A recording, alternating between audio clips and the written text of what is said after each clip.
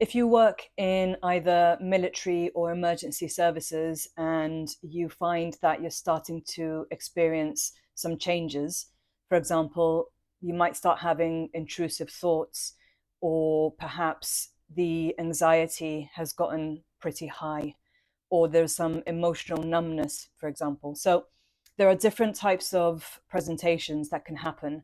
But if you've experienced that across a period of time, the chances are that your job is starting to affect you. And so, what we want to be doing is thinking about ways to cope so that we don't end up burning out or develop any kind of trauma related symptoms. First of all, it's really important to have a good routine of self care. And that can be physical health, your nutrition, sleep. Obviously, with shifts, that's really difficult. And we want to make sure that we're looking after our bodies.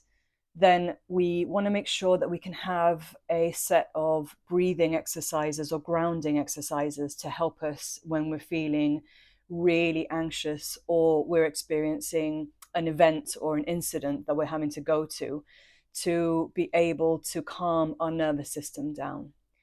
The other aspect is social support, having a good social network and people that you can talk to, not necessarily professionals, but even there's, colleagues or friends, families. I know that sometimes we can want to keep all of our jobs to ourselves and not necessarily share that with the people close to us.